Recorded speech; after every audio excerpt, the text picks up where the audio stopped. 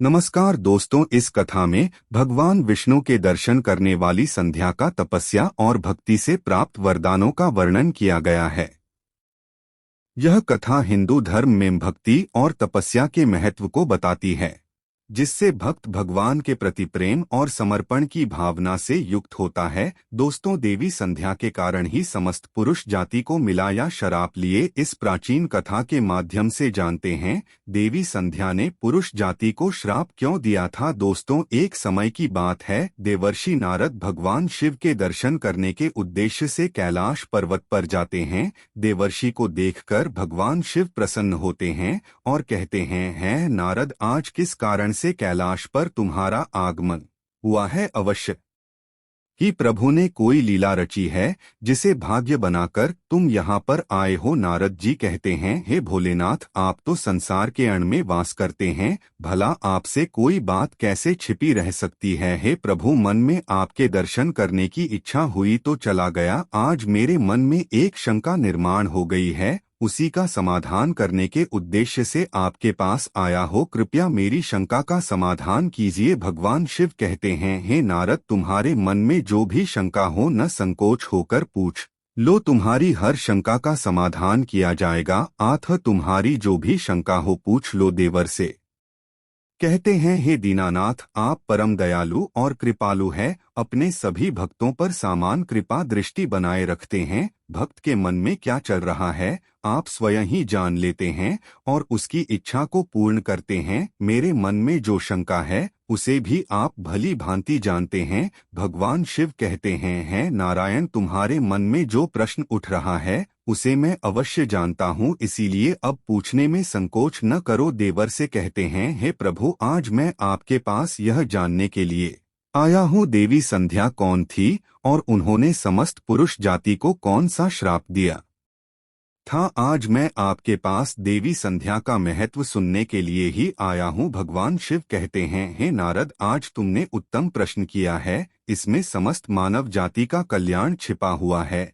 आज मैं तुम्हें देवी संध्या के जन्म की कथा सुनाता हूँ। इस कथा में तुम्हें तुम्हारे सभी प्रश्नों के उत्तर मिल जाएंगे, इसीलिए देवी संध्या के इस प्राचीन इतिहास को तुम ध्यान पूर्वक सुनो। इसका श्रवण करने मात्र से ही कोटि कोटि पाप क्षण भर में चलकर भस्म हो जाते हैं। देवर से कहते हैं, हे प्रभु, मैं इस कथा को ध्यान से पूरा अवश्य सुनूंगा, कृपा करके आप मुझसे वह कथा कहिए। फिर भगवान शिव देवासी नारद को उसे महान नारी संध्या की कथा सुनना आरंभ करते हैं। हे नारद, जब सृष्टि का आरंभ हो रहा था तब सृष्टि के रचयिता ब्रह्मा जी कमल के आसन पर विराजित होकर भगवान का ध्यान कर रहे थे। उसी समय उनके मन में सृष्टि का निर्माण करने की इच्छा जागृत हुई। तब सबसे पहले उनके मन से विचार करने पर एक त्रिभुवन सुंदरी कन्या का जन्म हुआ। वह कन्या अत्यंत सुंदर और मनमोहिनी थी। मन से उत्पन्न होने के कारण वह ब्रह्मा की मानस कन्या हुई। ब्रह्मा जी उसे समय ध्यान कर रहे थे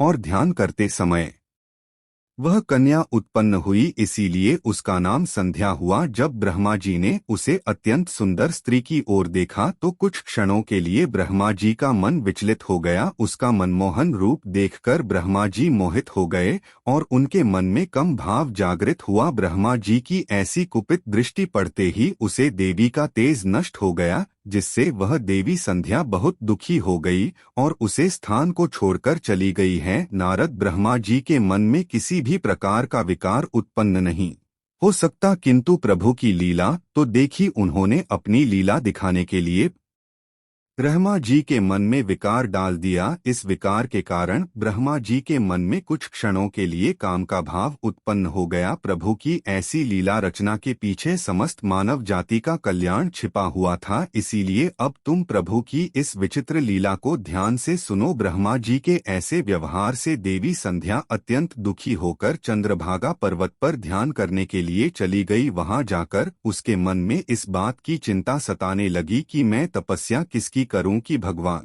की आराधना करूं। इसी विचार से वह पृथ्वी लोक पर लोहित नाम के सरोवर के पास चली गई और वहीं पर खड़ी हो गई। फिर महर्षि वशिष्ठ उसी स्थान से गुजर रहे थे। तो उन्होंने देवी संध्या को सरोवर के पास खड़ा हुआ देखा। देवी संध्या को अकेले उसे स्थान पर देखकर महर्षि उसके पास चले गए। पूछने लगे, भद्रे तुम कौन हो, किसकी पुत्री हो, इस भयंकर वन में किस लिए घूम रही हो? यदि कोई गोपनीय बात ना हो तो अवश्य तुम्हारा उद्देश्य बताओ। तब देवी संध्या ने उनके साथ जो हुआ वह बताया और कहा, हे मुनिवर, इस पर्वत पर तपस्या करने के उद्देश्य से आई हो, कृपया आप मुझे बताइए मैं किसकी तपस्या करूं, मुझे अब इस दौर से कौन मुक्ति दिलाएगी तथा तपस्या कैसे करनी चाहिए, कृपया मुझे उपदेश देकर अनुग्रहित कीजिए। देवी संध्या की बात सुनकर महर्षि वशिष्ठ कहने लगे, हे देवी, तुम भगवान नारायण की तपस्या करो। ओम नमो नारायण नमः इस महामंत्र का जाप करो। जब तक भगवान के दर्शन ना हो तब तक इस मंत्र का जप करती रहो। स्वच्छ वस्त्र पहनकर उत्साह और प्रेम के साथ इस नियम का पालन करो। मौन धारण करते हुए भगवान के नाम का जाप करो। तुम्हारी भक्ति से प्रसन्न होकर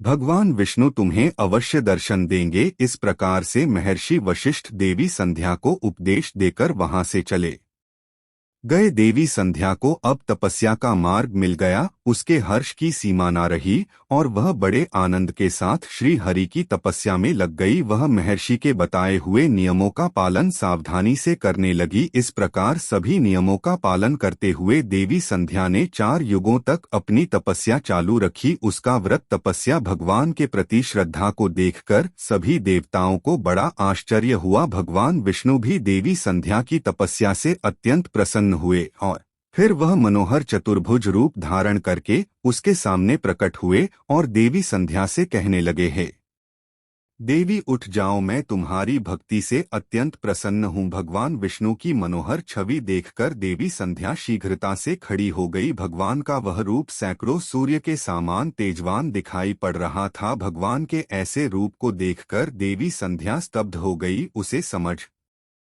में नहीं आ रहा था कि वह क्या करें और क्या करें। उसके मन में भगवान की स्तुति करने की अभिलाषा हुई, किंतु वह भगवान के उसे रूप को देखकर कुछ भी बोल नहीं पा रही थी। फिर भगवान विष्णु ने देवी संध्या की मनोच्छा को जान लिए और उसे दिव्य ज्ञान, दिव्या दृष्टि तथा दिव्य वाणी प्रदान की। फिर देवी संध्या बड़े उत्साह से भगवान विष्णु की स्तुति करने लगी। उसके एक एक वाक्य में उसकी भक्ति और समर्पण दिखाई पड़ रहा था। तपस्या के कारण संध्या का शरीर अत्यंत कृशि और कमजोर हो गया था। तब भगवान ने अपनी अमृतमयी दृष्टि डालकर उसके शरीर को हष्ट पुष्ट बना दिया और मधुर वचन में उसे कहने लगे, तुम्हारी प्रदान से मैं प्रसन्न हूँ। तुम अपनी इच्छा के अनुसार वर मांगो। यदि आप मुझ पर प्रसन्न हैं, मुझे वरदान देकर अनुग्रहित करना चाहते हैं, मैं पहले वह यह मांगती हूँ कि संसार में जितने भी प्राणी हैं, पैदा होते ही उनके मन में काम का विकार उत्पन्न ना हो। दूसरा वरदान में यह मांगती हूँ कि मेरा पतिव्रत धर्म कभी खंडित ना हो। और तीसरा वरदान मुझे यह दीजिए कि अपने पति के अलावा किसी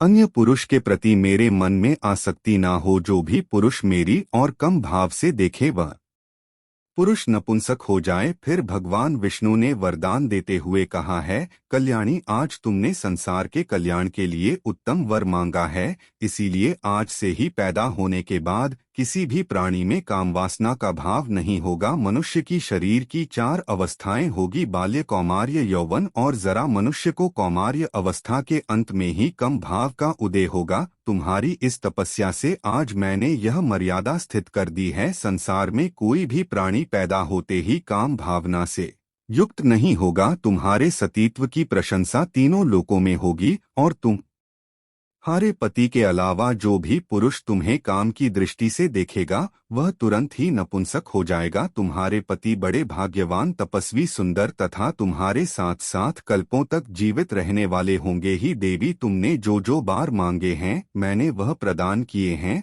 अब मैं तुम्हारे मन की बात कहता हूँ। पहले तुमने अग्नि में अपने शरीर को त्याग देने की प्रतिज्ञा की थी। यह प्रतिज्ञा तुम्हें इसीलिए करनी पड़ी क्योंकि ब्रह्मा की दृष्टि तुम पर पड़ चुकी थी। निर्दोष होने पर तुम अपने इस शरीर को त्यागना चाहती हो। यहाँ से पास ही चंद्रभागा नदी है, उसे नदी के तट पर महर्षि मेढाढ़ी थी एक ऐसा यज्ञ कर रहे हैं जो 12 वर्षों में पूर्ण होगा। इस यज्ञ में तुम अपने शरीर का त्याग करके अपनी प्रतिज्ञा पूरी करो, किंतु तुम वहां पर ऐसे वश में जो कि मुनियों की दृष्टि तुम्हारे ऊपर न पड़ सके। मेरी कृपा से तुम अग्नि देव की पुत्री हो जाओगी। जिसे तुम अपना पति बनना चाहती हो उसका चिंतन करते हुए तुम उसे अग्नि में अपना शरीर त्याग दो। इतना कहकर भगवान विष्णु ने अपने हाथ से देवी संध्या के मस्तक को स्पर्श किया। भगवान का स्पर्श होते ही देवी संध्या का शरीर आटे का बन गया। भगवान ने ऐसा इसीलिए किया क्योंकि मुनियों का वह यज्ञ संसार की कल्याण के लिए हो रहा था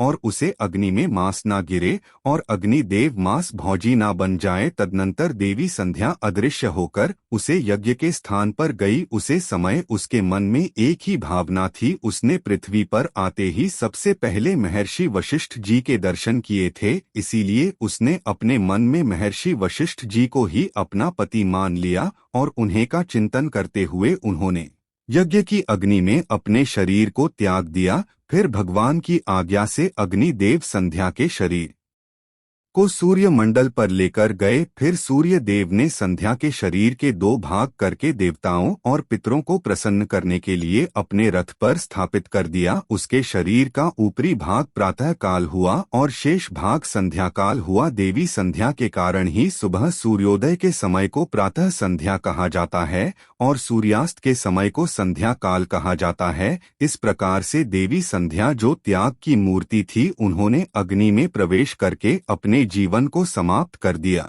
भगवान विष्णु के वरदान से देवी संध्या दूसरे जन्म में अरुंधति के रूप में प्रकट हुई और ब्राह्मण शिवशिष्ठ जी की पत्नी हुई। भगवान शिव कहते हैं, इस प्रकार से देवी संध्या के कारण ही संसार में जन्म लेने वाला प्रत्येक प्राणी काम के भाव से रहित होता है। उसके अंदर किसी भी प्रकार की काम वासना नहीं होती है और जब वह कौमार्य को प्राप्त हो जाता है तभी उसमें काम वासना उत्पन्न होती है। इस प्रकार से मैंने आपको देवी संध्या के जीवन का चरित्र सुना दिया है।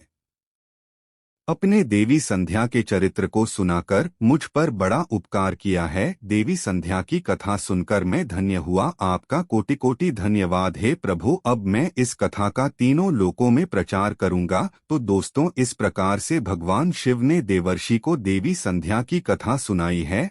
तो दोस्तों, आपको यह वीडियो कैसा लगा कमेंट करके जरूर बताएं और कमेंट बॉक्स में जय श्री विष्णु जरूर लिखें। धन्यवाद।